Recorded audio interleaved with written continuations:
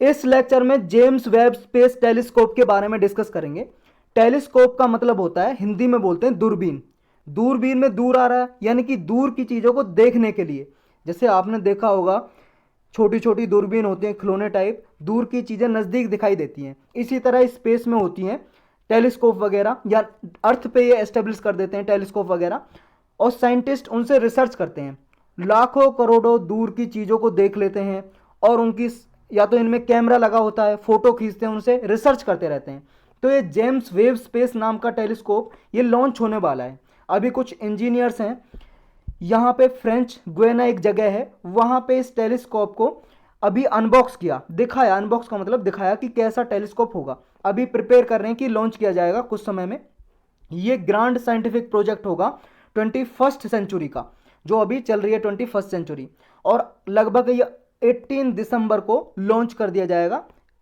ये इसके बारे में डिटेल से देखते हैं। देखो, ये जॉइंट वेंचर है कई सारी कंट्रीज का। यूएस की जो एजेंसी है, space agency NASA, national aeronautic space administration, ये एक स्पेस एजेंसी है जो हमारे इंडिया की है ना। जैसे ISRO, Indian space research organisation, जो सैटेलाइट वगैरह भेजती है स्पेस में, ऐसे ये यूएससी की है। यूरोपियन यूनियन की एक एजेंसी है, space agency, ESA, European space agency, और एक कनाडा की है, सीएसए, कनेडियन स्पेस एजेंसी। तो इन तीनों ने मिलकर ये बनाया है जेम्स वेब स्पेस टेलीस्कोप। ये देखो, एक ऑब्जर्वेटरी होगा, ऑर्बिटिंग इंफ्रारेड ऑब्जर्वेटरी, यानी कि ये ऑब्जर्व करेगा, स्पेस में रहेगा ये। और ये डिस्कवरी, जो हबल स्पेस टेलीस्कोप ऑलरेडी देखो स्पेस में घूम रहा है, अर्थ से कुछ ऊंचाई पे, लगभग 572 किलोमीटर की ऊंचाई पे ये अर्थ के चारों ओर चक्कर लगा रहा है ये स्पेस है, ये हबल स्पेस टेलीस्कोप। तो ये जो रिसर्च कर रहा है, इसको आगे रिसर्च को और इंक्रीज करेगा ये टेलीस्कोप, और लॉन्गर वेवलेंथ कवरेज करेगा। ये देखो, हबल स्पेस टेलीस्कोप ऐसा है, इस तरह का, और जेम्स वेब टेलीस्कोप इस तरह का है। इसमें ये मिरर लगा हुआ है, ये इसके पार्ट हैं, ये प्राइमरी मिरर है, यहाँ पे ये साइंटिफिक इंस्ट्रूमेंट लगे हैं कुछ, ये यहाँ पे सेकेंडरी मिरर लगा हुआ है, ये सन शेड है, सन की जो लाइट आएगी वो रिफ्लेक्ट करेगा, रिफ्लेक्ट करके ये फिर भेजेगा अर्थ पे, और ये कुछ अपने इंस्ट्रूमेंट वगैरह कुछ लगे होंगे अर्थ पे, वहाँ पे ये डिटेक्ट करेंगे लाइट वगैरह को। यहाँ पे ये एंटीना, सोलर एरे, स्पेसक्राफ्ट बस, और ये स्टेबलाइजेशन फ्लैप वगैरह लगे हुए हैं। तो ये है जेम्स वेब स्पेस टेलीस्कोप, और ये आपने देखा, ये है हबल स्पेस टेलीस्कोप, जो ऑलरेडी अर्थ के चारों ओर चक्कर लगाता रहता है, ऑर्बिट करता रहता है। ऑर्बिट का मतलब है अर्थ के चारों ओर चक्कर लगाना। तो ये ऑलरेडी रिसर्च करता है। तो ये जेम्स वेब अभी भेजा जाएगा। जब ये स्टार्टिंग में बनाना शुरू किया था, साइंटिस्ट ने इसका नाम रखा था NGST, next generation space telescope, लेकिन 2002 में इसको रीनेम कर दिया, इसका नाम चेंज कर दिया, और इसका नाम रख दिया, एक नासा में एडमिनिस्ट्रेटर थे जिनका नाम था जेम्स वेब, उनके नाम पे ही रख दिया जेम्स वेब स्पेस टेलीस्कोप। इसमें देखो 6.5 मीटर का प्राइमरी मिरर है, जो इसमें जो मिरर लगा हुआ है ये 6.5 मीटर का है, और ये रिफ्लेक्ट करेगा, जैसे इस पर सनरेज पड़ेंगी वो रिफ्लेक्ट करेगा रेज को, वापस भेजेगा ये रेज को। इसका ऑब्जेक्टिव और फंक्शन कैसा है टेलीस्कोप का, देखो, ये डीपर देख सकेगा, कॉस्मोस में, आसमान में डीपर से रिसर्च कर सकेगा।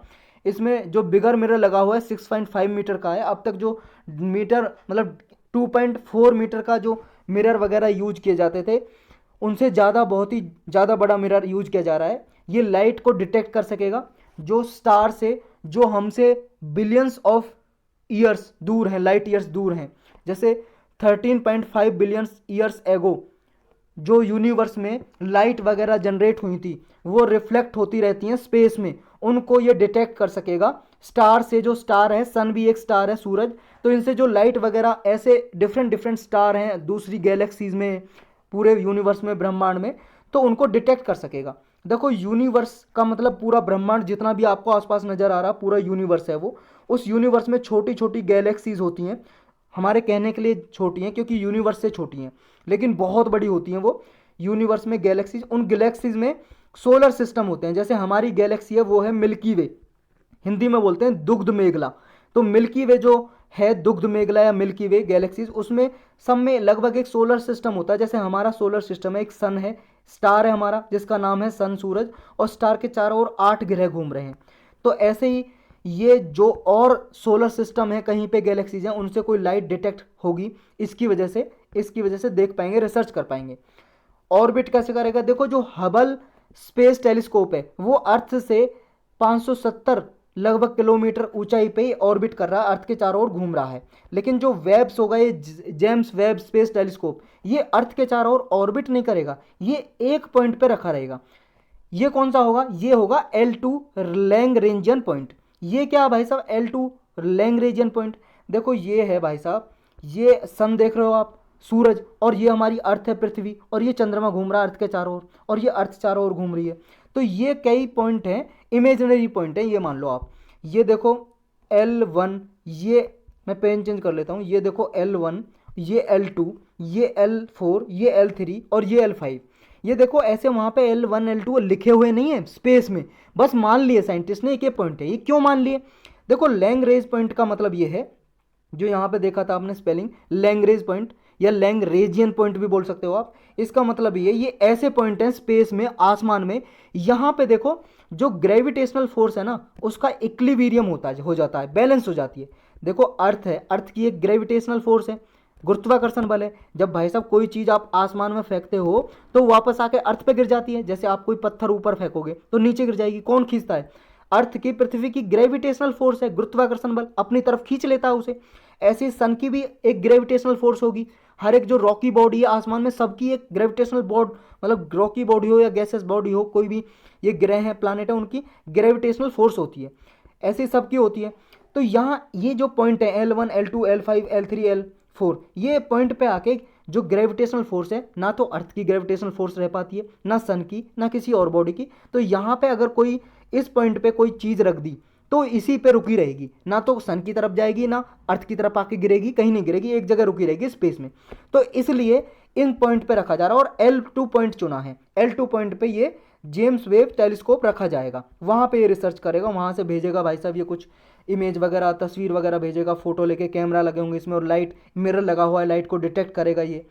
तो ये यहाँ पे L2 पॉइंट पे देखो सोलर विंड भी, मतलब सोलर सील्ड भी, एक तरह से सोलर सील्ड का काम करेगा। यहाँ पे देखो जो सन से, अर्थ से रिफ्लेक्ट होके या मून से रिफ्लेक्ट होके जो लाइट आ रही होती है, उस लाइट को भी ब्लॉक करेगा ये, तो इसको नुकसान नहीं पहुंचा पाएंगी।